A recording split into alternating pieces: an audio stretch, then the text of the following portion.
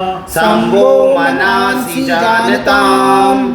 देवा भाग यथा पूर्वे देवा भागं यथा पूर्वे सज्जानाना उपासते संजानाना उपासते समानो मंत्र समिति समानो मंत्र समिति समानी समानी समान मनः सहचित्तमेषां समानं मनः सहचित्तमेषाम्। आगे समान मंत्रोभिनंत्रमेव समानं मंत्रमभिमन्त्रेव समानेन वो हरिषा जुहोहि समानेन वो हविषा जुहोमि समामीव आकृति समानीव आकृति समाना हृदयानिव है समाना हृदयानिव सनामनमस्तु वो मनो समानमस्तु वो मनो यथा वः सुसहासते यथा सुसहासति। ओम शांति शांति शांति। हम सब एक साथ चलें, एक स्वर में बोलें, हमारे मन एक हों। प्राचीन समय में देवताओं का ऐसा आचरण रहा, इसी कारण वे वंदनीय हैं। मिलकर कार्य करने वालों का सम्मान मंत्र हो, हमारा लक्ष्य एक हो, सबके चित्त व मन एक समान हो। ऐसे संगठन के लिए मैं यह प्रार्थना करता हूँ, हमारी सोच और कामनाएं समान हो, ताकि एक समान लक्ष्य हमें संगठित करके रखे। बोलो भारत माता की जय। चलिए अब इसके बाद जो भी हम बोलेंगे कोशिश करेंगे माइक के अंदर अगर बोलेंगे तो अच्छे से रिकॉर्ड में आ जाएगा। अगला स्टेप है पिछली बार के जो हमारे कार्य हुए थे, एक बार उनको देख लेते हैं। हमने क्या क्या पिछली बार चर्चा के बिंदु हमारे रहे थे। तो एक तो हुआ था वैशाली धर्म संवर्धन समिति बैठक के दायित्व का आवंटन हुआ था। हाँ तो उसमें हमें आगे क्या करना है और हमारा क्या आवंटन हुआ था, वो एक बार बात कर लेते हैं। दायित्व का आवंटन जो है बस उसके अनुरूप ही आज की बैठक करवानी है। अच्छा वो क्या हुआ था मुझे पता नहीं। अच्छा दायित्व आवंटन लिखे नहीं थे इसमें ग्रुप में? इसमें नहीं लिखे, वो में डालने चाहिए थे दिलीप जी, वो नहीं लिखे। आपका कार्य था नहीं, नितिन ने करा था। चलो कोई नहीं, चलो अब ये वो दायित्व आवंटन अब आज आप लिख लो, नितिन जी से दायित्व आवंटन जो हुआ था उसकी लिस्ट निकालकर ग्रुप में डालना, ठीक है? ये लिख लीजिए दिलीप जी, आप ये फॉलो कर लोगे, ये कार्य आपका है, ठीक है सोम जी? ठीक है। अब आगे बताएं इससे। अच्छा परिचय का, सदस्यों का परिचय कराना, वो हम अंत में करला करेंगे जब सब आ जाएंगे। लेकिन दूसरे नंबर पे लिखवाया था पहले। हाँ तो परिचय करवाने का पहले हम कार्य करते थे। किसको दिया था? नहीं, पहले हम प्रमोद करते जी थे। और राकेश जी। तो प्रमोद जी भी नहीं आए हैं, राकेश जी आए हुए हैं। राकेश आए ठीक है, तो अभी हम जब ये परिचय को भाई साहब निवेदन ये है कि आखिरी के अंदर कर लेंगे, तब तक सब आ जाते हैं। हाँ, भाई जी, शुरू जी। में करने की बजाय, क्योंकि हाँ। परिचय वैसे ही करना है। डस्टबिन अभी फिलहाल तुम यहाँ रख दो, मैं डाल दूंगा। ले हाँ, चलो। ठीक है जी। उसके बाद था 2 अक्टूबर संघ के पथ संचालन की रूपरेखा एवं तैयारियां। हाँ, तो उसके बाद हमने इसमें क्या आगे किया है सब, और हमें आगे क्या ये तैयारी बताइए करनी भाई है? साहब। यही हुआ था कि सब लोग शाखा जो जिसकी नियरेस्ट है वो शाखा में जाएंगे, और पथ चलन का जो अब वो हो रहा है, इस समय ट्रेनिंग दी जा रही है, उसको करना है। तो आप जा ही रहे हो? आप शाखा निरंतर जा रहे हैं? हाँ, जा रहे हैं, आ रहे हैं। ठीक है, बहुत बढ़िया। और आप भी जा ही रहे हो? मैं भी जा रहा हूँ। और मैं भाई नहीं साहब आ भी जा रहे ठीक हैं? है। मैं नहीं आ पाऊंगा। हाँ और हम कभी कभी कभार कभार इंटरनेट जा रहे हैं। ठीक है। तो अब इसमें हमें विषय ये रखना है कि ये तो चलो बात होगी, जो हम 3-4 लोग यहाँ पे मीटिंग में आ रहे हैं, हमने उनका स्टेटस देख लिया। अब हम और लोगों को कैसे प्रेरित कर सकते हैं जो हमें लगता है कि संघ से जुड़े हुए हैं या शाखा के ऑलरेडी सदस्य हैं और वो नहीं जा रहे हैं। अगर उनको हम बात करें उनके पास कितना टाइम है, वो जा सकते हैं, अपना समय दे सकते हैं। संघ की शाखा का एक सिस्टम है जी। और आज अगर मिलेगी हम सबकी राय, अगर सर्वसम्मति होती है तो आज हम इसमें एक अलांश में डिस्कस भी करेंगे कि शाखा क्यों जाना चाहिए। तो ये समाज में जब बात जाएगी तब लोग एक तो जुड़ेंगे। 3 सिस्टम है संघ की शाखा से जुड़ने के। सबसे पहला, खुद प्रतिदिन शाखा जाना। फिर शाखा पूर्ण होने के बाद 15 मिनट से आधा घंटा किसी स्वयंसेवक के घर पर जाना और ये समझना कि क्या उनकी स्थिति है कि वो प्रतिदिन शाखा पे आ सकते हैं। अगर आ सकते हैं तो अपरिचित को परिचित बनाना, परिचित को मित्र बनाना, मित्र बनाने के बाद देश सेवा के लिए प्रेरित करना और फिर उनसे आग्रह करना कि अब आप शाखा पे आना शुरू करें। तो 2 काम है, पहले खुद शाखा जाना, शाखा के बाद 15 मिनट के कालांश के अंदर जो दूसरे बंधु हैं हिंदू हैं उनके घर जाना और उनसे आग्रह करना। तीसरा काम है जो अब हमने शुरू करा है कि हर सप्ताह की जो बैठक है वो इसके माध्यम से प्रचार पूरे समाज में करना। लेकिन ये तो काम बस्ती प्रमुख का है। बस्ती प्रमुख का नहीं है, ये कार्य प्रत्येक स्वयंसेवक का है। स्वयंसेवक को मॉनिटर वही कराएगा ना। हाँ। उसके बस्ती प्रमुख के नीचे काम तो करना बस्ती प्रमुख के अंतर्गत आप कर सकते हैं। आपको काम करने के लिए किसी ने बाध्य नहीं किया। आप काम करिए, लेकिन उसके अंदर जो भी हम कार्य करते हैं इसकी सूचना बस्ती प्रमुख तक जाती रहे। हाँ। ताकि वो उसको कंपाइल कर सके। कंपाइल करे वो द्वारा, मतलब कौन सा एरिया किसको देना है वो पर। तो हमारी समिति के माध्यम से जितना कार्य हो रहा है, ना केवल बस्ती प्रमुख अपितु शाखा कार्य बल्कि नगर कार्य।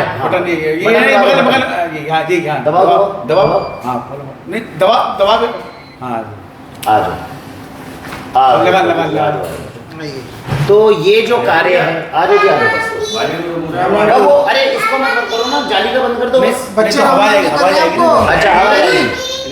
बच्चे राम कर रहे हैं। जय श्री राम, जय श्री राम, जय श्री राम, जय श्री राम। तो भी राम राम। तो ये जो बस छोड़, ये जो सूचना है ये ना केवल बस्ती प्रमुख तक बल्कि नगर कार्यवाह तक हमारी समिति प्रत्येक डिटेल जा रही है। बैठे ऐसे ही बैठे, आगे रखते हैं, ठीक है। तो जो हमारा इनका प्रश्न था कि इसको हम स्वयंसेवकों तक कैसे लेके जाएं, इतना पर्याप्त है। समिति के माध्यम से अगर 2-3 स्वयंसेवक भी संघ के साथ जुड़ रहे हैं तो हमारी समिति के लिए कोई बुरी बात नहीं है, अच्छी बात है, ठीक है जी। संघ की कार्य शैली एवं विशेषताओं पर वृहद चर्चा। ये आज हम जो है ये हमने पिछली बार करी थी कि संघ, राष्ट्रीय स्वयंसेवक संघ क्या है उसके बारे में जानना। आज अगर हमारे पास समय मिलता है तो आज हम चर्चा का विषय ले सकते हैं कि शाखा क्यों जाना। 100 साल से शाखा जो संघ नहीं, अभी फिलहाल उसका ले लो ना। अभी 3 दिन का वो लगा हुआ है उनका, अपने मोहन भागवत जी दिल्ली में तो है। हाँ। 3 लगातार यानी है। हाँ। तो अभी 3 दिन विज्ञान भवन में वो डेली सबसे मिल रहे हैं वो। तो चर्चाएं वो अभी आज उन्होंने पत्रकारों से शायद अगर वो उद्बोधन किसी ने सुना है तो उस पर चर्चा हो सकती है, नहीं तो हम अगली बार के लिए विषय ले सकते हैं कि उसको सुनकर आना है फिर उस पर चर्चा करेंगे, क्योंकि ये तो बात पक्की है कि बहुत महत्वपूर्ण है। उन्होंने संघ के शताब्दी वर्ष के ऊपर जो है क्षितिज तक, शताब्दी वर्ष से क्षितिज तक ये कार्यक्रम जो है उन्होंने कर रहे हैं। तो अब बेसिकली औपचारिक रूप से संघ के शताब्दी वर्ष की शुरुआत होने वाली है, ठीक है। और क्या तो ये विषय हम अगली बार के लिए रख सकते हैं। हाँ, अगली बार के लिए पढ़ सकते हैं। और तो ये देखना आप चाहिए, ये करेंगे आप एक कोई वीडियो जो आपको लगता है कि वीडियो शेयर करेंगे, वो आप वीडियो शेयर कर मैं दें। कहना चाह रहा हूँ, अभी तो हम लोग हैं क्योंकि हमने धर्म समृद्धि ये वाला बनाया है, ठीक है ना। और हम जब RSS की हर एक उसमें हम करेंगे तो कुछ लोग जो जैसे जुड़ने वाले कुछ RSS से अवॉइड रहना चाहते हैं, तो ये क्या ठीक रहेगा? समाज का कोई भी व्यक्ति हाँ, अगर किसी भी हिंदू संगठन के साथ में जुड़ने के लिए अभी ये सोच रहा है कि मेरे को बजरंग दल पसंद नहीं है, हाँ। विश्व हिंदू परिषद नहीं है, हाँ। मुझे मजदूर संघ पसंद नहीं है, तो इसका मतलब कहीं ना कहीं उसको जाकर काउंसलिंग की आवश्यकता है।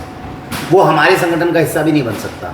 नहीं बन सकता। बड़ा क्लियर कर दो। नहीं ऐसा होता ना स्टेप बाय ऐसे। नहीं, मैं वही बता रहा हूँ। हाँ। ये हो सकता है कि मेरी सक्रियता इसमें ज्यादा होगी, हाँ। मैं इस जोन में काम करना चाहता हूँ, लेकिन एक भी हिंदू समाज का हमारे साथ ऐसा नहीं चाहिए जो कल को आके ये बोले मुझे संघ पसंद नहीं है, मुझे विश्व हिंदू परिषद। पूरे देश के अंदर जब स्वतंत्रता के लिए लड़ाई लड़ रहे थे तो ये तो कह सकते हैं कि सुभाष चंद्र बोस के विचारों से मैं सहमत नहीं हूँ, लेकिन ऐसा नहीं हो सकता कि ये जो काम कर रहे हैं गलत कर रहे हैं, ये नहीं बोलने का अधिकार है। तो इसीलिए जितने संगठन पूरे देश में, देश के अंदर हिंदू को गौरवान्वित करने का कार्य कर रहे हैं, उनका सम्मान हमें करना पड़ेगा। तो उसके साथ नो आए, हम उन्हें मजबूर थोड़ी कर रहे हैं कि आप शाखा जाओ, आप समिति के साथ जुड़े रहो, जो जा सकते हैं वो जाएंगे, उनका सम्मान करो, ठीक है जी। गणवेश निकटतम संघ की शाखा में प्रतिदिन जाने का अभ्यास तो अब मेरा हाँ ये बहुत महत्वपूर्ण है। हम संघ की शाखा में हो सकता है अभी जाने की व्यवस्था हमारी ना बन पा रही हो, सुबह सुबह अपना हो सकता है, मैं और राकेश जी जा रहे हैं, अच्छी बात है, आप जाने का प्रयत्न करें। लेकिन महत्वपूर्ण ये है कि इस बार अपना गणवेश जरूर हो जाए। हम संघ के इस विजयदशमी के संचलन में चलेंगे जरूर, और अगर मैं हर रोज शाखा नहीं जा पा रहा तो कम से कम संडे के दिन चला जाऊं। अगर विजयदशमी 2 अक्टूबर की है ना? 2 अक्टूबर की। मैं ये कह रहा हूं कि अगर आप विजयदशमी से 2-3 मतलब दिन भी चले गए शाखा में, तो आपको कदम ताल मिलानी आ जाएगी, संचलन में चलना आ जाएगा। इतना कम से कम एक्सपोजर हमारा ज़रूर हो, ध्वज प्रणाम ज़रूर हो जाए, इतनी तो हम प्रयास कर सकते हैं। तो मेरे हिसाब से प्रस्ताव ये पारित करना चाहिए कि जो हर रोज़ प्रतिदिन शाखा जा पा रहे हैं अच्छी बात है, नहीं तो रविवार के दिन भैया 1 घंटा निकाल लूँगा। तो ऐसे 4 रविवार मेरे ख्याल से बचे हैं, 5 रविवार 2 अक्टूबर से तो पहले, पूरा महीना पड़ा है सितंबर। तो 5 रविवार अगर हम चले जाते हैं तो एक तरह का जो कार्यक्रम है वो समिति की तरफ से बहुत अच्छा हो जाएगा। नहीं हाँ आता मेरे ख्याल क्या से इस जो प्रस्ताव को पुराने पारित वाले तो कर आता ही सकते है। हैं? तो ये टाइमिंग्स क्या रहेंगे? टाइमिंग जो रहती है 2 अक्टूबर की टाइम तो थोड़ी अलग हो सकती है, 7 बजे 8 बजे मान लो सुबह। और 10 2 बजे अक्टूबर तक। तो छुट्टी होगी। और नहीं 2 अक्टूबर का एक्चुअली हमारा ना रथ यात्रा होती है। रथ यात्रा होती है, कोई बात नहीं। मंदिर की रथ यात्रा होती है किसी एक विशेष और उसके अलावा दशहरा है, तो हमारे को दशहरे के लिए वो तैयारी, देखिए विशेष कुछ है तो कोई बात नहीं, लेकिन ओवरऑल समिति के अंदर जो है हमें अब आगे, लेकिन इस बार इस वरुण भाई तरह इन्होंने पूरा क्या है दिन बुक हो जाएगा इस बार। बस- घर में तो आना जाना भी होता है घरों मैं में। बोल रहा हूँ, मामा के घर जाते हैं इस ना, बार वरुण भाई पूरा दिन बुक हो जाएगा, सुबह यात्रा है फिर मामा के बस्ती घर। लेवल पे काम कर रहे हैं। एक हाँ, तो आपका ये कह रहे, देखिए अभी क्या है, कोशिश करनी है, लेकिन ये है कि गणवेश हम लोगों के पास आ जाए, जिसके नहीं पास है आ सबके सकता मेरे पास तुम्हारा हो गया नहीं? आपका तो नहीं। लिखवा दिया आपने किनको लिखवाया? लिखवा, अरे कब लिख रहे हो? आ तो रहा है मैसेज, तुम डाल क्यों ना रहे हो उन्हें? नहीं मैं डाल दूंगा। अरे तुरंत डाल डालो। दूंगा नहीं, अभी डाल दो।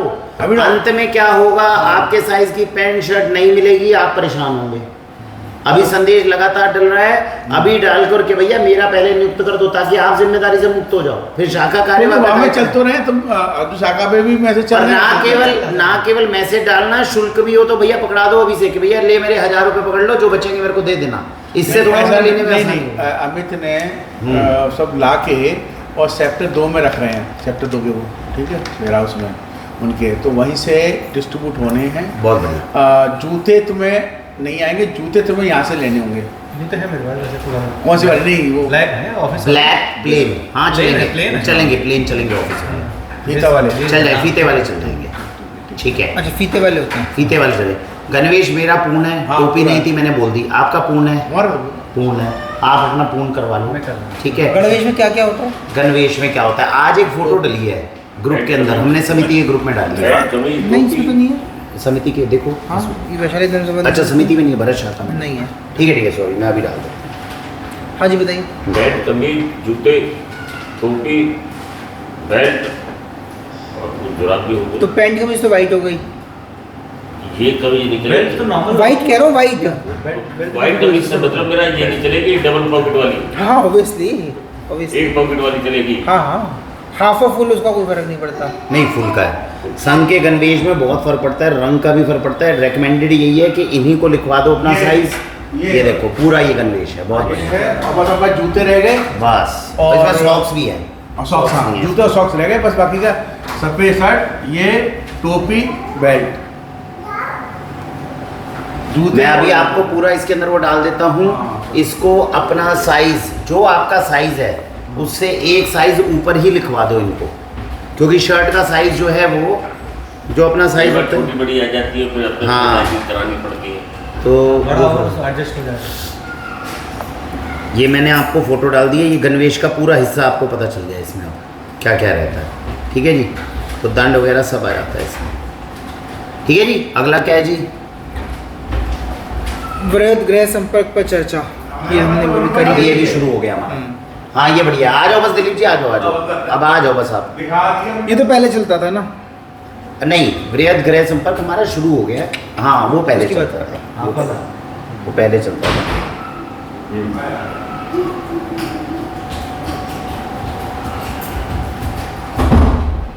एक हमारे घर अंकल आते थे, शाखा वाले थे, वो पहन के आते थे। बढ़िया। तो अब ऐसा है जी कि हम जो यहाँ पर बैठे हैं, आपके पास है गणवेश, अब कर लो इस बार पूरा कर लो, आनंद रहेगा। मैं आपको एक बात ज़रूर बता दूं, हाँ। अगले 10-15 वर्ष जो हैं वो संघ के ही हैं, बिल्कुल। और हो सकता है मोस्ट प्रोबेबली 20-25 साल बाद हमसे पूछा जाए कि जब शताब्दी वर्ष मनाया जा रहा था तब कैसा माहौल था, तब आप क्या कर रहे थे। हमने अपने दादाजी से, मैंने पिछली बार भी बताया, हमने अपने दादाजी से प्रश्न पूछा कि 1947 में जब देश आज़ाद हुआ तब आप क्या कर रहे थे, तो जिन्होंने भाग नहीं लिया तो उन्होंने कहा रे आजाद हो के क्या हुआ, कुछ नहीं हुआ, वही करप्शन वही करप्शन। तो क्या है, इससे पता चल गया कि दादाजी ने तो कुछ नहीं किया। तो कहने का मतलब ये है, शताब्दी वर्ष है और ये पहला कार्यक्रम है। इसके बाद भी 5 कार्यक्रम निरंतर 5-6 कार्यक्रम बड़े होने हैं। तो हम शताब्दी वर्ष के जो है वो हमारे लिए बहुत बड़ा सौभाग्य है, क्योंकि इतिहास रचा जा रहा है। इसमें हम उस समय खड़े जरूर हों, लेकिन साथ में। मुझे वरुण भाई जो इन्होंने डिसीजन लिया है, चलो वो तो खैर जिन्होंने डिसीजन लिया, लेकिन मेरे ख्याल से डिसीजन सही नहीं है ये। क्या होना चाहिए? इन्होंने ये होना चाहिए था जैसे जो होता था ना पूरे एरिया में कम से कम 150-200 हो जाते थे। अब इन्होंने क्या कर रखा है, बस्ती वाइज कर दिया। बस्ती वाइज में साला 20-25 से ज़्यादा होने ना। अच्छा, अब ये बताओ कि अच्छा चलो ये भी एक बहुत चर्चा का विषय, इससे संघ की मानसिकता और संघ का जो है वो सोचने की प्रणाली समझ में आएगी। आपको क्यों लगता है कि संघ ने ऐसा निर्णय क्यों लिया? इजीली देख रहे एक्चुअल में देखने के लिए आपके मतलब वो नहीं यार ज़्यादा निकले, कितना है? नहीं ज़्यादा निकले, ज़्यादा। देखिए, संघ को देखने की आवश्यकता नहीं है, संघ 100 साल से हमें देख ही रहा है। हाँ, संघ सिर्फ ये चाहता है कि शताब्दी वर्ष पर जब हमारे मन में उत्सुकता होगी, समझ नहीं गए, तो उसे पता है कि ये लोग बस्ती लेवल पे अगर 20 जाने वाले होंगे तो ये 50 ऑटोमेटिक जाएंगे। आप समझ रहे हैं? ये कार्य जो अब हम बस्ती सह संचलन का कर रहे हैं, संघ को किसी को भी दुनिया में दिखाने की जरूरत नहीं कि संघ क्या है, वो पार कर चुका है वो काम। बात नहीं समझ गए? इस समय संघ को किसी को ना तो बताने की जरूरत है ना दिखाने की जरूरत है, बल्कि मैं बताऊं संघ अपने आप को कम दिखाना चाहता है, क्योंकि जितना संघ सोच रहा है उससे ज्यादा संघ दिख रहा है। आप नहीं समझे? आप अगर दिखाओ ना दिखाओ, दूसरे जो लोग हैं वो संघ को पता नहीं क्या तोप समझ रहे हैं, और इसका दुष्प्रभाव हमारे ऊपर ना आए, सम्यक बनाना। उनको पता है कि शताब्दी वर्ष में हर एक के मन में क्या होगा, ढोल बजाओ ढोल बजाओ, यही तो है। किसी के 100 वर्ष पूरे होते हैं तो एकदम दिमाग में क्या होता है, अरे ढोल बजाओ ढोल बजाओ। संघ को पता है ढोल बजाने के चक्कर में आप 1 साल खराब कर लोगे, तो उन्होंने कहा ढोल नहीं बजाना, ढोल तो वैसे ही बज जाएगा, दुनिया बजाए, कोई नहीं, उठ जाएगा, छोड़ दो उसको, आ जाएगा। लगी क्या? आ जा, कुछ नहीं हुआ, कोई नहीं हो जाएगा, भाई तो कुछ नहीं हुआ। शेर का बच्चा आ जा, वो छोड़ी चलो, बच हो गया, शेर का बच्चा, बस है ना जी, चलो। हाँ, तो ये क्या है, ये बेसिकली शेरनी का बच्चा तो कहा नहीं, शेर का बच्चा। तो संघ ने कार्यक्रम क्या किया, संघ ने कार्यक्रम क्या किया कि भैया शेरनी से आएगा। हाँ, संघ का कार्यक्रम क्या किया कि भैया जो भी हम कार्यक्रम करेंगे उसके अंदर हमें आपकी क्षमताओं को और ज़्यादा निकालना है। हाँ। 1 साल ढोल बजाने में हमारा समय ना जाए, वो तो बज ही जाएगा वैसे, इसीलिए केवल एक चीज़ है जो सम्मेलन के रूप में बड़ी रखी।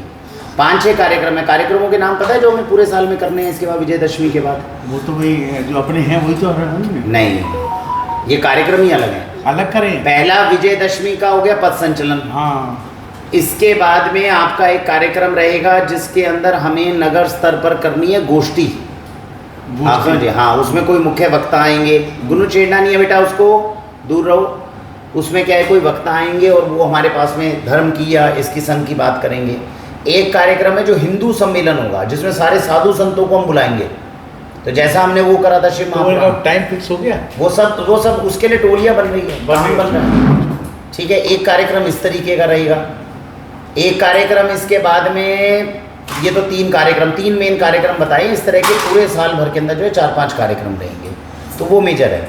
लेकिन ये संचलन जो है ये हमारे लिए ज़्यादा महत्वपूर्ण है। ठीक है जी, उसके बाद में क्या है,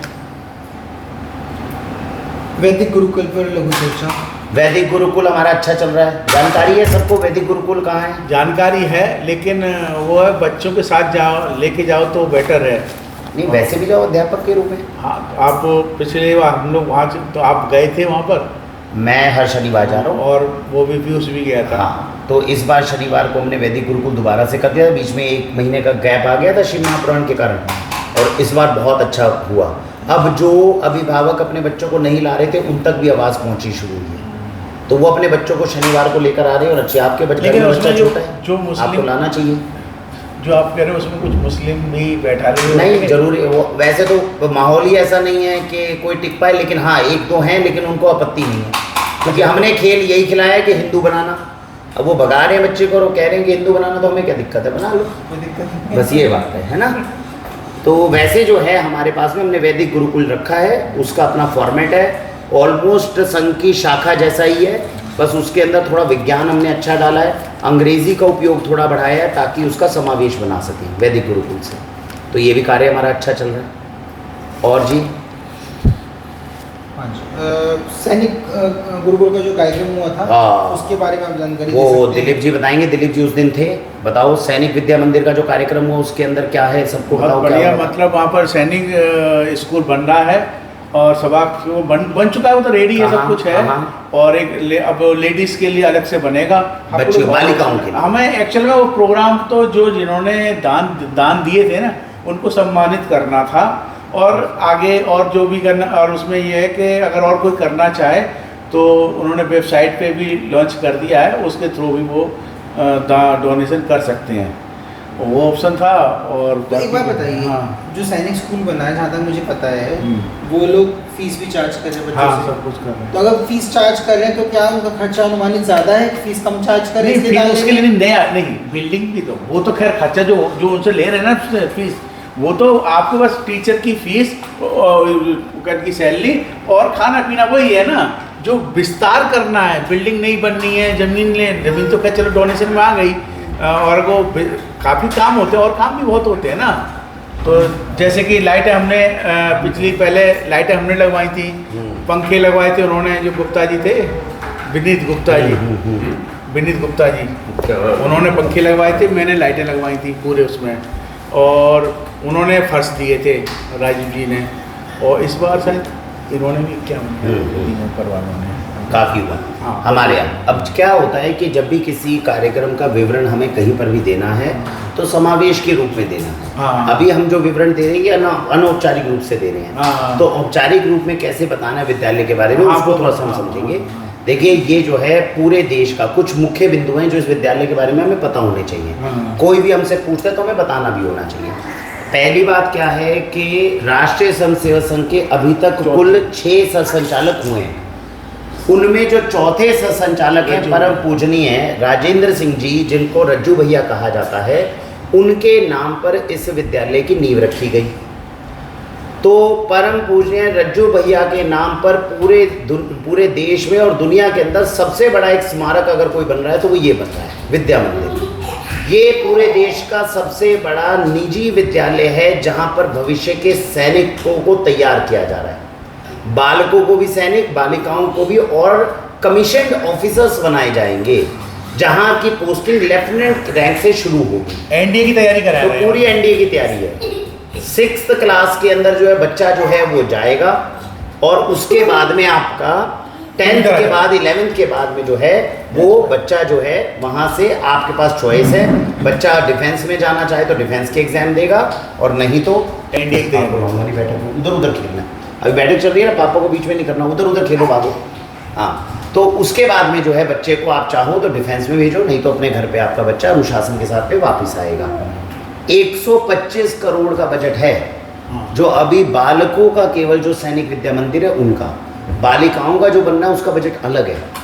उसके अंदर घुड़सवारी से लेके फुटबॉल फील्ड तक लंबे लंबे आपके पूरे ग्राउंड्स बनेंगे, आपकी बड़ी बिल्डिंग्स हैं, कंप्यूटर है, हर तरह की टेक्नोलॉजी लेटेस्ट जो है उसका साथ लेके जो है आने वाले समय के हिसाब से जो है बच्चों को तैयार किया जाएगा। अभी जिन बच्चों ने, क्योंकि 2021-22 के आसपास में नींव थी, 4-5 साल हो गए हैं, तो अभी तक जो हमारी पहला बच्चा है वो 10th का, वो क्रॉस करके उस बच्चे ने जो है वो अभी वहाँ के बच्चों का रिजल्ट आया है जो बहुत अच्छा रिजल्ट है, और उसके अंदर मेरे ख्याल 90% से ऊपर लेने वाले ऐसे कोई 15-20 बच्चे तो वहाँ पे वैसे ही हैं।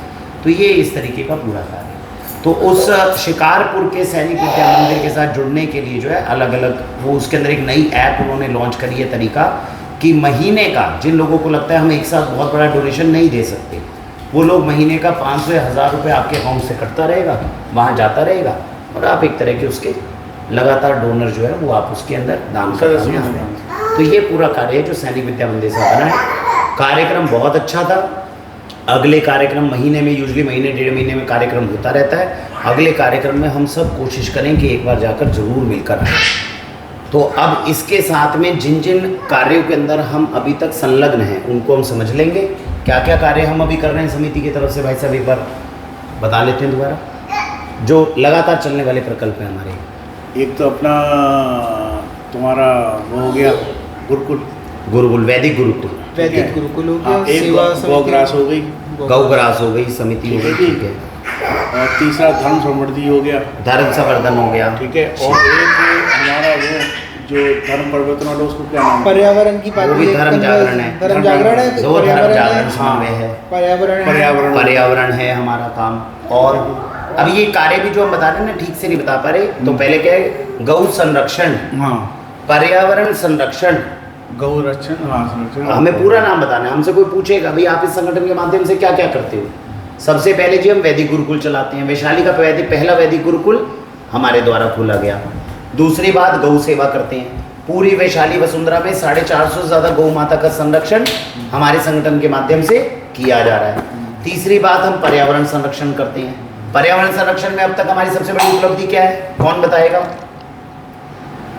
पर्यावरण में तो अपने रवि जी लगे हुए हैं। जो अभी हमने उपलब्धि क्या है? जो यात्रा उपलब्धि की है, हमारी जो हमने यात्रा की है, इसमें हमने कोई प्लास्टिक की बोतल वगैरह का कम उपलब्धि मैं है। आपको अब तक की सबसे बड़ी यात्रा मैं अपना बताऊं, क्योंकि अचीवमेंट्स होनी चाहिए। जैसे मैंने बताया, गौग्रास में हमसे कोई पूछे भाई 450 गौ माता हमने संरक्षित कर रखी है, और ये 6-7 साल से हमारे द्वारा किए गए मेहनत ही है जिसके कारण ये सफल हो पाया। वैदिक गुरुकुल के माध्यम से हम 3-3, 4-4 साल के बच्चों को पिछले 1 साल से जो है हम निःशुल्क इस तरह की शिक्षा दे रहे हैं जिससे हम बच्चों का भविष्य बना सके। ऐसे ही पर्यावरण के अंदर जब प्रयागराज का कुंभ हुआ था, तो उस कुंभ के अंदर 30% तक प्लास्टिक के कचरे को कम करने में हम कामयाब हुए थे। पूरे देश का सबसे बड़ा कैंपेन, एक थाली एक थैला कैंपेन, वो पर्यावरण संरक्षण के माध्यम से, उसमें सहयोग हमारे द्वारा पूर्ण रूप से किया गया। ये अब तक की हमारी सबसे बड़ी अचीवमेंट है पर्यावरण संरक्षण। तो एक तो ये चीज़ हो गई। ऐसे ही चौथी क्या है, धर्म जागरण। धर्म जागरण में आपने अभी तक क्या किया, इसकी उपलब्धि अभी अभी जुड़ी है हमारे नहीं, धार्मिक से महापुराण कराया था ना। तो धर्म जागरण में क्या है, शिव महापुराण उपलब्धि नहीं है। धर्म जागरण में उपलब्धि ऐसी होनी चाहिए जो किसी दूसरे के लिए भी बड़ी मुश्किल हो करनी। तो महोत्सव तो करवाती है दुनिया, तो करवाते हैं। धर्म जागरण में हमारी अब तक की उपलब्धि है कि 10 मुसलमान भाई जिनको हमारा सनातन धर्म पसंद आया, उन्होंने हमारे साथ में, हमने उनकी सहायता करी, तो अपने सनातन धर्म में उन्होंने घर वापसी की। अब इसके छायाचित्र और चलचित्र जो है वो आज आपको दिखाए जाएंगे, लेकिन ये केवल दिखाए जा सकते हैं, ये किसी सोशल मीडिया पे कहीं पर भी शेयर नहीं किए जा सकते संवेदनशील होने के कारण। लेकिन कार्यकर्ताओं को दिखाना और बताना। तो हिंदू जागरण, जो धर्म जागरण है, उसके माध्यम से हमने नया संकल्प लिया है। क्या?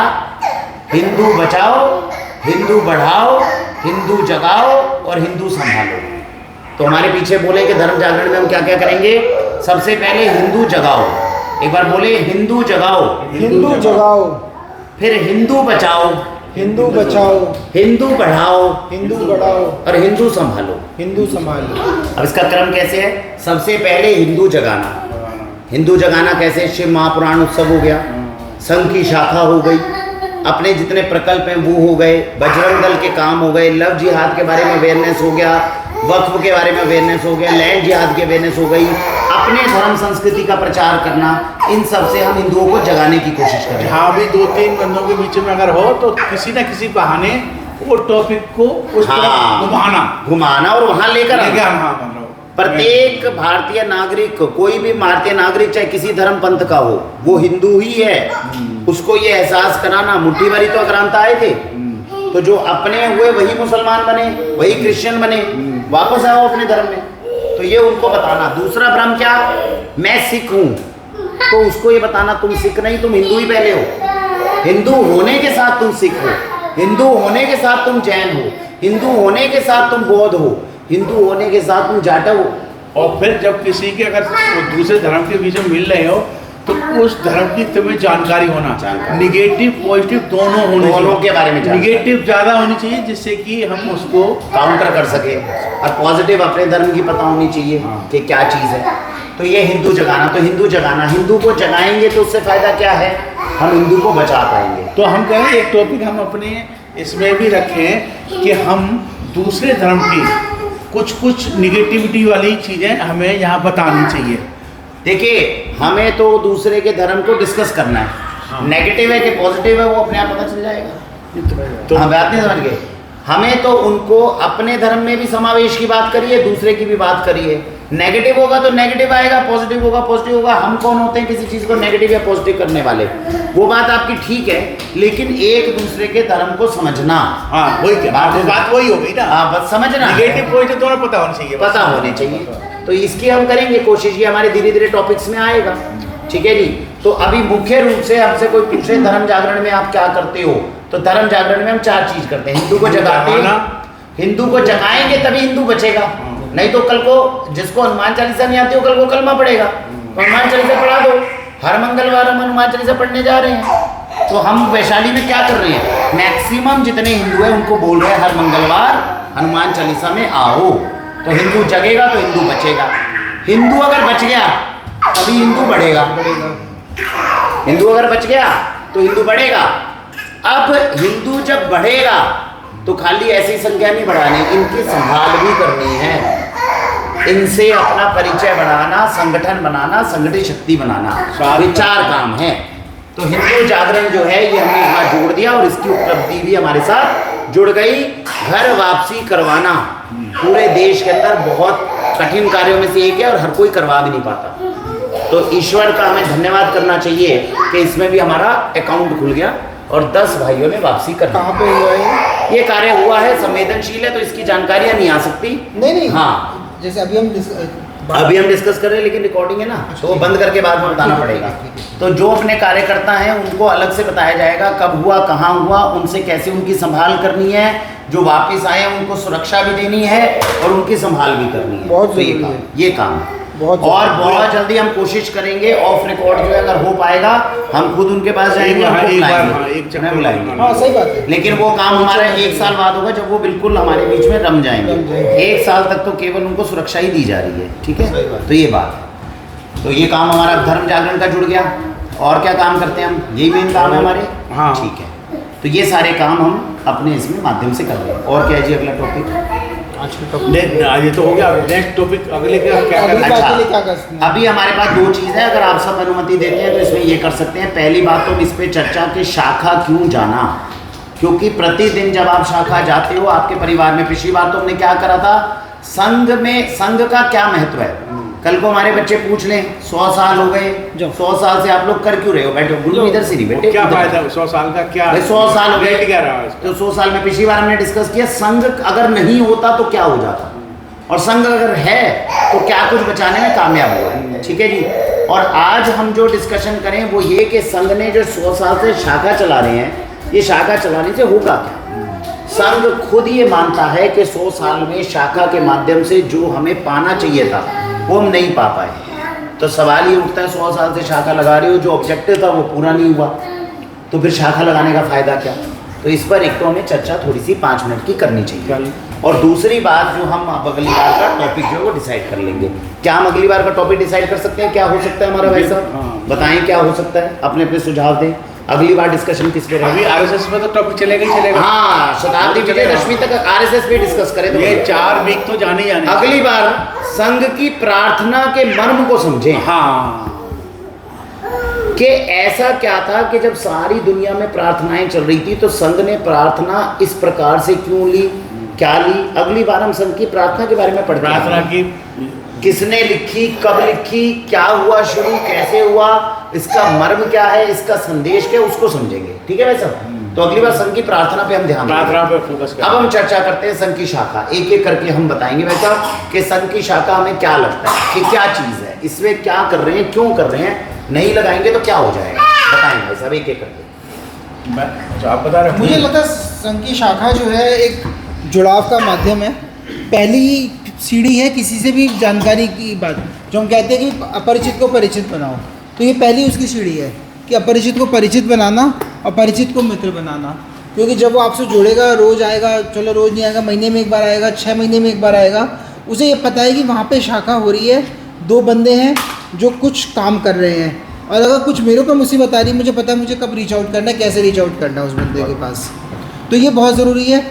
और संघ की शाखा जो निरंतर 100 वर्षों से चल रही है, चाहे कितने अवरोध आए, कितनी कठिनाइयाँ आई, कितनी बार बैन लगा संघ के ऊपर, 3 बार बैन लगा हिस्ट्री में 100 साल की, उसके बाद भी निरंतर चलना। सरकारी मुलाजिमों के ऊपर सबके ऊपर बैन लगा कि वो कभी शाखा ज्वाइन नहीं कर सकते, उसके बाद भी अगर आप देखो जितने भी सरकारी निवास वाले क्षेत्र हैं सब जगह शाखा चली है निरंतर। मैं खुद मेरी पूरी पढ़ाई जो हुई है सारी सरकारी निवास वाली जगह पे हुई है और वहाँ पे शाखा रही है हमेशा शाखा चली है, चाहे शाखा पे बैन था हमेशा, फिर भी लोगों ने अटेंड करी है। तो उससे पता लगता है लोगों का अंदर से जुड़ाव है।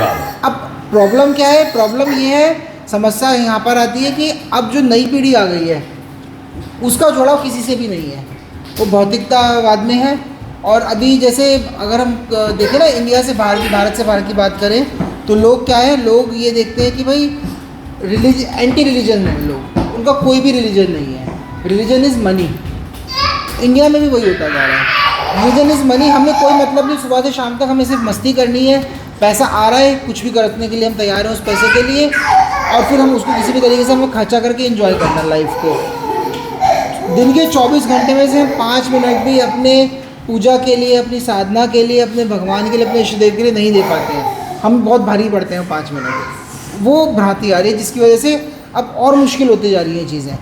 जो चैलेंज 100 साल में नहीं था वो चैलेंज अब हमारे पास बहुत ज़्यादा है।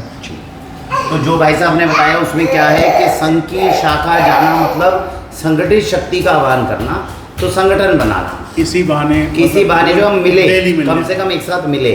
और दूसरी बात जो इन्होंने बताई कि अब आने वाले समय के अंदर हमें इस चीज़ में सतर्क रहना है कि समाज से क्या फ़ायदा है, क्या लाभ है, इसको हमारे बच्चे नहीं समझ पा रहे। माता पिता से दूर हो रहे हैं, दादा दादी से दूर हो रहे हैं, सबसे दूर हो रहे हैं, समाज से दूर हो रहे हैं। अब वो समय आ गया पति पत्नी भी दूर हो रहे हैं, है ना। तो ये समाज का भाव जो है वो लाना जरूरी है।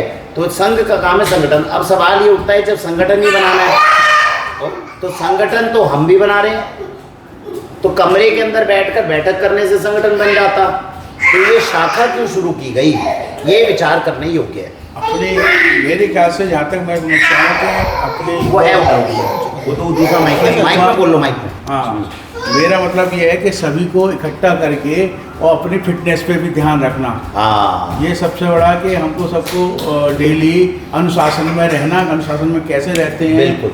और साथ में हमारे थोड़ा अपना दंड का भी अभ्यास करना और फिट बॉडी के अंदर थोड़ा सा फिटनेस में ध्यान रखना, ये ध्यान, और अनुशासन। तो यानी कि अब हम इससे आगे बढ़े क्या कि बैठक तो हम भी कर रहे हैं, हम भी राष्ट्रहित में बात कर रहे हैं, राष्ट्रहित में काम कर रहे हैं, लेकिन हम जो कर रहे हैं इससे केवल और केवल बौद्धिक क्षमता थोड़ी बढ़ पा रही है, शारीरिक रूप से और मानसिक रूप से हमें मजबूती नहीं मिल रही। सही बात। शाखा जाने पर आपकी बौद्धिक क्षमता भी बढ़ती है।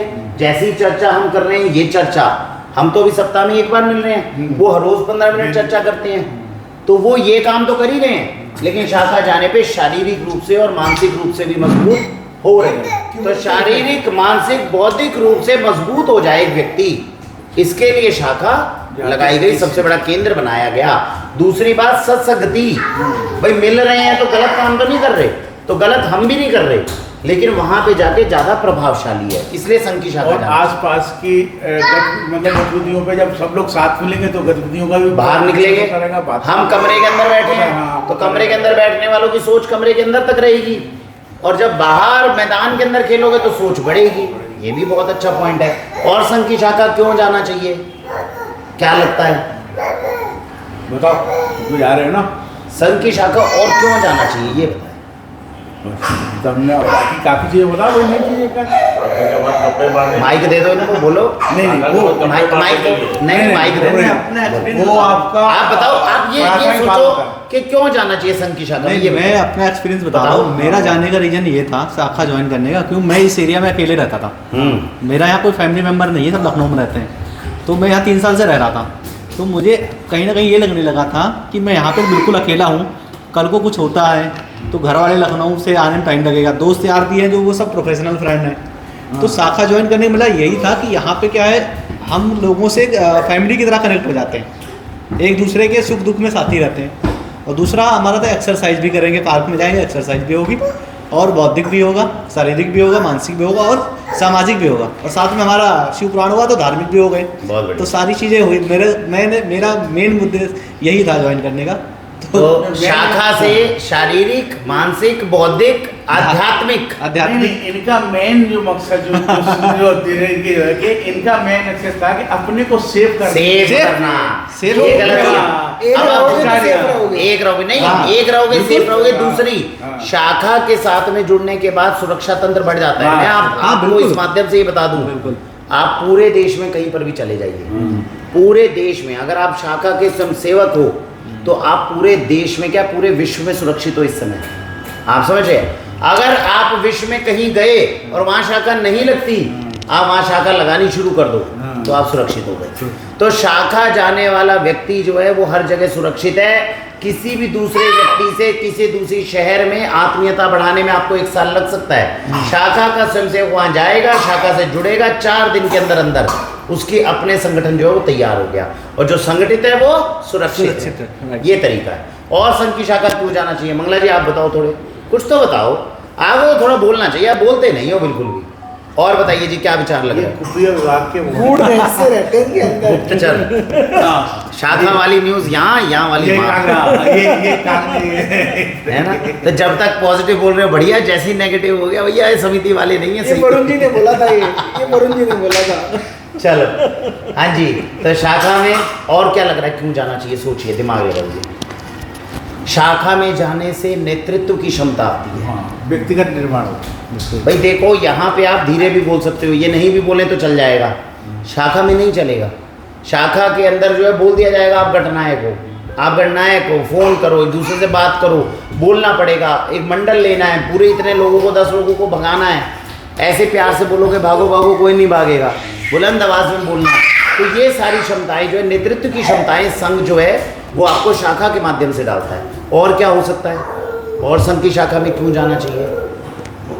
मतलब वो बौद्धिक के रूप में नए नए टॉपिक पे डिस्कस करना, विचार करना, ये समाज में बहुत क्या अच्छी हो रहा बात है। शाखा के अंदर क्या है, जो बौद्धिक है वो भी हमारे जो टॉपिक्स हैं वो हो सकता है लिमिटेड हो, हाँ। वहाँ पर टॉपिक बार बार चेंज होते हैं। चेंज होती है। वहाँ पे आप देखो तो एक दिन होता है समाचार समीक्षा, पूरे हफ्ते का सबसे महत्वपूर्ण समाचार क्या है उसकी समीक्षा करो बैठकर, ठीक है जी। फिर इसके बाद में एक दिन बौद्धिक ये है कि अपने जो पुराने स्वतंत्रता सेनानी हैं उनके बारे में चर्चा करो। हाँ। कौन चंद्रशेखर आजाद थे, कौन सुभाष चंद्र बोस थे, इनके बारे में चर्चा करो, यहाँ से बौद्धिक बल मिलेगा। इसके बाद में सुभाषित जब होता है तो अपने जितने मंत्र हैं वेदों के उनको आप समझ रहे हो, भाई आराम से, कोई नहीं, बच गई नहीं तब चलो उठ जाओ। ये लगी क्या सही? नहीं बच पीठ पे लगी आराम से जाओ भाई, आराम से खेलो, लग लग जाएगी बच्ची, कहते मैं तो जान से गिरानी हूँ। ये बच गई, नहीं तो लग जाती। चलो ये नहीं किनारे अगर कहते बाहर रोज ही होती गिरते तो जा लग रहे हैं, जाती। भगो चलो। हाँ जी बैठ जा, रुक दे। जैसे इस साइड बाहर निकला हुआ ना, इधर होती तो लग जाती है। ठीक है जी। तो ये क्या हुआ हमारा, जो हमने बताया स्वतंत्रता सेनानियों की जानकारी, ये सब है। सुभाषित के माध्यम से अपने मंत्रों की जानकारी, ये सब है। तो ये सारे अलग अलग बौद्धिक तरीके से जो है। दूसरी बात, जितने खेल हैं उन खेलों के अंदर भी यही है। सबसे खूबसूरत बात जो पूरी दुनिया के अंदर एक ही संगठन है जो सिखाता है वो ये है कि अगर आपको अपने घर के अंदर भी कमरों के नाम रखने होंगे तो संघ का स्वयंसेवक जो है उन कमरों के कक्ष के नाम भी महापुरुषों के नाम पे रख देगा। मानते समझे? हम बोलते हैं डाइनिंग रूम, बेडरूम, तो वो भी कुछ ऐसा नाम रखेगा जो अपनी भारतीय संस्कृति को खेलों के द्वारा अपने माइंड का विकसित करना, माइंड, अपनी भारतीय संस्कृति से खुद को जोड़ना। हाँ। और वो व्यक्ति तब जुड़ता है जब वो दिन रात अपने देश की चिंता करता है। अपने देश, अपनी संस्कृति को जोड़ने का माध्यम शाखा है, और उससे उत्तम माध्यम कोई दूसरा अभी तक दुनिया में पाया नहीं गया। भारत माता की जय जितनी बुलंद आवाज में आप शाखा में बोल लेते हो, आप यहाँ पे भी नहीं बोल पाओगे। नहीं बोल पाते। तो वहाँ बोलना सिखाया जाता है। तो ये बात है। और क्या लग रहा है, क्या हो सकता है शाखा जाने का, क्या फायदा है? और घर से अटैच होना, घरों में जा जाके ना, परिवारों से मिलन। अभी हम यहाँ पर आए, भाई साहब के यहाँ बैठक हुई, हम आपस में एक दूसरे को जानते हैं, लेकिन हम आप सबके परिवारों को नहीं जानते। तो शाखा के अंदर नियम है, शाखा के तुरंत बाद एक स्वयंसेवक के घर में जाना, रसोई तक में जो गृहिणी है, हमारी माता है, बहन है, उनके साथ संपर्क होना, सुख दुख के साथी बनना। और सुख दुख का सबसे अच्छा साथी वही बन सकता है जो निस्वार्थ रूप से कार्य कर रहा हो। तो सबका स्वार्थ एक ही है कि भारत माता परम वैभव पे पहुंचे, इसलिए सुख दुख के साथी भी सबसे अच्छे संघ से ही मिलते हैं। तो ये संघ की शाखा का फायदा है। और क्या लाभ हो सकता है? मैंने एक गीत गाया था, बेसुरे को भी सुर में ले आता है संघ। हाँ। क्योंकि प्रतिदिन आपको गीत गाना है। जिसको सुर ताल किसी का ज्ञान ना हो वो संघ की शाखा में जाता है, प्रतिदिन गीत गाता है। मैंने कहीं से औपचारिक कुछ ली नहीं, फिर भी कई लोग कहते हैं भाई तुम गीत गाते हो यार, सुंदर बढ़िया लग रहा है। तो कैसे हो रहा है? क्योंकि वो गा ही रहे हैं। तो अगर बाथरूम सिंगर भी रोज गाएगा तो उसका अभ्यास हो ही जाएगा। तो बेसुरों को भी गीत गाना सिखा देता है संघ। और क्या हो सकता है? शाखा में जाना चाहिए। हाँ बहुत है। और नहीं जाओ, बच्चों को जरूर सिखाना चाहिए। और बताइए संघ में क्यों जाना और चाहिए? संघ में जैसे कोई प्रोग्राम होता है तो किसी को ये भाव ना लगे कि यार मैं फिर मतलब मैं अपना मुझे लगे कि यार मेरे को तो पैसे चाहे 10-10 रुपए ही ले, हाँ। लेकिन सबको ये लगे हाँ वैसे ये अपना प्रोग्राम है।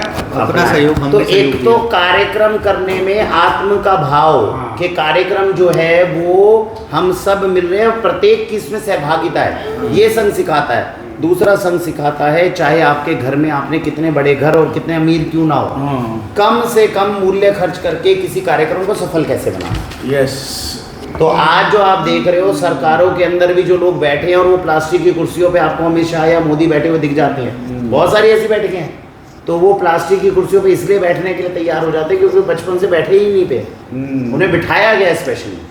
बड़ी बड़ी बैठकों में आपको लगेगा कि कोई संघ के अधिकारी है वो बैठक ले रहे हैं और जो इतने बड़े बड़े मंत्री हैं वो आराम से बैठे हैं। तो ये संघ ने सिखाया, तो शाखा के अंदर का माध्यम। अंतिम एक चीज जो समझ में आती है, संघ आपका दृष्टिकोण बढ़ा देता है, यस। सोचने का दायरा बढ़ा देता है। अब इसकी हमें जानकारी अगली बार मिलेगी जब हम संघ की प्रार्थना पर डिस्कशन करेंगे कि व्यक्ति जब ईश्वर से और भारत माता के लिए कुछ मांग रहा है तो कहाँ तक सोच उसकी जा सकती है, कैसे कहाँ तक सोच। इसीलिए भारतीय दर्शन पूरी दुनिया का सबसे बड़ा दर्शन है, जिससे ऊपर दर्शन नहीं है। तो ये हम अगली बार प्रार्थना में समझेंगे कि संघ की गहराई कितनी है, संघ कहाँ तक का अपना दृष्टिकोण और विचारधारा देता है। तो जहाँ तक आपको लगता है कि अंतिम छोर तक मैं सोच सकता हूँ, जो मनीषियों ने ऋषियों ने सोचा, वहाँ तक संघ अकेले जो है वो सोचने की क्षमता रखता है। तो वहीं से बौद्धिक विकास हो जाता है। और एक आपने बताया अनुशासन। अनुशासन तो बहुत अनुशासन संघ की शाखा से आता है। तो ये अनुशासन जो आता है उसी के कारण एक और बात, संघ की शाखा में जाने वाला व्यक्ति संगठन बनाना सीख जाता है। यस, ये सबसे बड़ा तो संघ में क्या है? नेतृत्व की शक्ति। प्रेजेंट करना, प्रेजेंट, वो सही कहा, नेतृत्व नेतृत्व की है। शक्ति है। तो नेतृत्व की भी और संगठन बनाना कैसे है और करना, क्योंकि संघ कुछ करता नहीं, स्वयंसेवक कुछ छोड़ता नहीं। इतने अनुसांगिक संगठन संघ ने नहीं बनाए, संघ के स्वयंसेवकों ने ही आगे निकल कर बनाए। सही बात है, क्योंकि मैंने जो अभी ये शिव महाप्राण किया, इसका जितना हमने जो मतलब मेहनत कर पाए वो एक आरएसएस से जुड़ने के बाद भी तो बाद में ही कर पाए, बिल्कुल, है ना। तो ये चीज़ ये थोड़ा सा है हम सब मतलब कि आप उसमें उसी के थ्रू ही मतलब हम ये सीख पाए। तो ये भाई ठीक है जी। तो ये आज का हो गया भाई साहब, और क्या रह गया अब हमारा? लगभग हो गया, सारे पूरा समय हो हो गए। गया। चलो करें कल्याण मंत्र। ये हो जाए, परिचय करना है। हाँ, परिचय करना बिल्कुल ध्यान है। राकेश जी आप कर बोलोगे सबको परिचय करवाने के लिए, और सबको बताइए परिचय कैसे करवाना। आपका नाम लिखा हो, इसको तो छोड़ दो, इधर से बोलो। अब बोलो कि आप सब अपना परिचय कराएंगे। आप सब लोग अपना अपना परिचय दीजिए एक दूसरे को। मैं- परिचय में क्या करना है वो बताइए। अपना नाम, काम, काम, धाम, धाम। ये 3 चीज़ें बताएंगे। हाँ जी। मेरा नाम दिलीप है, सेक्टर 4 319 का निवासी हूँ और अर्जुन शाखा से जुड़ा हुआ हूँ और अपना निजी व्यवसाय है, IT के कंपनी चलाता हूँ। Saurabh Jain, chartered accountant LLB, service में हूँ, सेक्टर 4 लीला होम्स का निवासी हूँ और वैशाली धर्म संवर्धन समिति से जुड़ा हुआ हूँ। एकल भारत लोक शिक्षा परिषद का संगठन है जो बच्चों को शिक्षा के लिए काम करता है, जो सुदूर इलाके हैं वहाँ पर, उससे जुड़ा हुआ है। मेरा नाम वरुण कुमार है, सेक्टर 4 वैशाली में मेरा निवास है। ऑर्गेनिक फूड्स का अपना निजी व्यवसाय, संघ का स्वयंसेवक, वैशाली धर्म समर्थन समिति का सदस्य है जी। अशोक कुमार मंगला, सेक्टर 4 259 में रहता हूँ, बिजनेस रिटायर्ड। और श्री गौग्रा सेवा समिति में श्री गौरा सेवा समिति से जुड़ा हुआ। जुड़ा हुआ नहीं, चलाता हूँ। अरे चला तो सभी रहे उसके बस बाद, चला सब रहे, एक आदमी आप चला। राकेश जी आप नहीं सही चलो, कोई कहता बात है। नहीं, कोई बात नहीं। बढ़िया, चलिए। हाँ जी। राकेश पांडे नाम है, सेक्टर 4 वैशाली में रहता हूँ। मेरा अपना बिजनेस है दिल्ली में, बहुत बिजनेस किस चीज़ का है?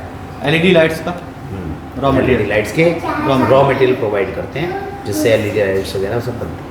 बहुत सुंदर। ठीक है जी, करें कल्याण मंत्र। चलिए कमर सीधी करेंगे। कौन कराएगा? राकेश जी कराओ। मुझे याद सर्वे भवन्तु सुखी रही तो करवाना है, करवाओ। पूरा याद नहीं है। अरे एक लाइन बोल दो, बाकी तो सब साथ में बोलो। सर्वे भवन्तु